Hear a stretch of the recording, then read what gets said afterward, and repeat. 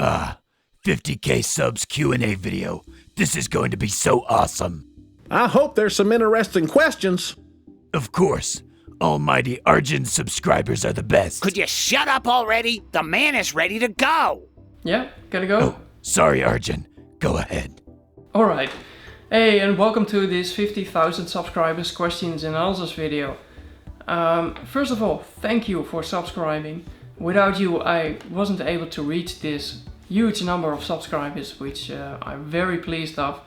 And I'm gonna answer in this video all the questions that you've asked me. So there were a lot of questions that were related to each other, so I combined them and that made a list of 20 questions that I'm going to answer. So let's get started. Grab a cup of coffee, popcorn, whatever you need, and let's start with question 1. Which country do you live in? Are you Dutch? I want to see your entire Lego city, winter village and automated train station. Wow, that's a very nice question to start with. To begin with, yes, I'm Dutch, and that's why you've seen also some custom trains running around on my tracks, which are Dutch versions of real trains. So I like them very much, especially the koploper. I like the design of it with the train driver sitting on top of it. So that's something you will see more in my videos. I try to put in some more custom trains so now and then. I want to see your entire Lego city, winter village and automated train station. Well, that's gonna be a problem. My entire Lego city, you can actually see that in my next upcoming video. In a month or so I will uploading a new video with the biggest layout so far, and in that video you're gonna see all of my Lego sets that I have, excluding the winter village. That's another story. The winter village is right now in parts behind somewhere over there. If I want to rebuild a new winter village, I'm gonna rebuild the whole thing. So I kept these sets. They're still in one piece, in boxes, but the rest of the winter village is gone. So I'm gonna wait a few years until some more winter village sets are released by the Lego group, and then I'm gonna make another Lego winter village video. So I don't know, in a few years, I don't know yet. When I have time, when I've something like, okay, now there's something new, I can make a video of it. The Lego train station that I've built, the big one, was actually too big for my attic, so I had to sell it, unfortunately. You can watch that video as well. I'll put a link in this description of this video, and that'll link to a video on my work in progress channel, and there you can see what actually happened to the train station. So check it out. Question 2. How long does it take to set up a train track? Well, that depends a bit. It depends, is it automated or is it not automated? Is it big? Is it not big? If I want to lay down all of my train track, including all of my Lego sets, but without the automation, it'll take me like a day and a half with the help of a friend of mine. So that's what we did in the upcoming video that you'll see in a month or so. So it takes a lot of time, but even when you put automation in it, you need to commission it, you need to fine-tune it, you need all kind of stuff, and it can take up several days or even weeks to make it all work together. So that's a huge, long amount of time. But it depends a bit on the complexity of the automation system. Like if it's just a crossing, it's pretty easy, but if it's something like you've seen in my last video with multiple trains running around, stopping, whatever, it takes a lot of more time to do so. Let's go to question 3. Which train crash is your favorite and which is your least favorite? Well, my favorite, it depends a bit.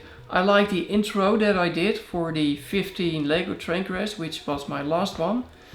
But the crash itself wasn't very spectacular.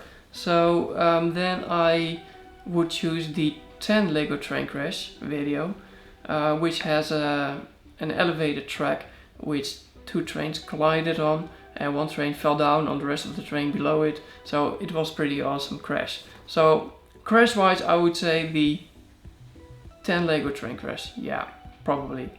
If you haven't seen it, go watch it. Question 4. How do you make the Minifix talk and the cars move, and what kind of editing software do you use? Well, to make the car move, you just do well, that's a way, but no, to move the cars, it's called stop motion. I'm not going to get in detail how that works. There are a lot of channels out there that are way better in it than I am. Just Google on stop motion and you'll find all the information that you need. And for me, stop motion is something that I do next to my automation stuff, like an intro or stuff like that. It's not the main thing of my YouTube channel, and it's mainly because I'm not very good in stop motion and I don't have the patience for it, because you need a lot of patience for it, and that's where I go wrong with that. What else did you ask? Editing software and Minifix talk. Well, the Minifix, I make them talk by using multiple layers in the editing software. Normally what I do is I have a image of a minifig with a closed mouth. I have an image of the same minifig with an open mouth, half open, and one with an open mouth. And I make them in Photoshop based on the frame in which the minifix is sitting in the video. And then I use multiple layers to make them talk. So I'll just listen to the text and I think, oh, this is an all, so then I need to put an all. And this is where you have your mouth closed, so then the minifig has its mouth closed. So it's a lot of work doing it like that, but for me it works the best for now. There are other methods to do it, but for right now this is for me fine. And the editing software that I use is Cyberlink Power Director. I sometimes use also Adobe Premiere, mainly when Power Director isn't sufficient enough, but that doesn't occur very much. So 99% of the time I use Power Director from Cyberlink. Question 5. Do you have a girlfriend? Yes, I do. As a matter of fact, we're expecting our first baby in the beginning of September, so that'll change a lot, I believe, in my life. But we're looking forward to it, and my girlfriend already gave me a present, which is this one. So this is gonna be her first Lego train, and it's gonna be a girl, so I don't know if she's into Lego trains. If she's not, I'm gonna steal it from her. So you can't be too young for Lego trains, I believe. Alright, to the next question, question 6. Can you recreate the train wreck from the 1993 movie The Fugitive? Well, I had to Google that. Yes, it's doable, but there are a lot of special effects and so on. So I don't think I'm gonna try to recreate that scene, because it'll look nothing like that. Those scenes are professional, cost thousands of dollars in special effects, and I can't compete in that. So I'm not even going to try to recreate it, but in the basic I could, yeah. Question 7. What are automated trains and how do you do it? Well, that's gonna be a very long answer that I'm not going to give in this video. So automated trains are actually when you have a normal Lego train, you make it stop, you make it run forward, backward, whatever. And when you have an automated system, the system makes the train stop, run backward, run forward, whatever. So it's not you controlling the train, but it's a system, it's software controlling the train. So that is Lego train automation. And how I do that, it's a bit technical. I have a section written about it on my webpage, on my website, so I'm gonna share a link with you. I'm gonna put that link in the description of this video so you can check it out, so you can read about the basics of the Lego train automation.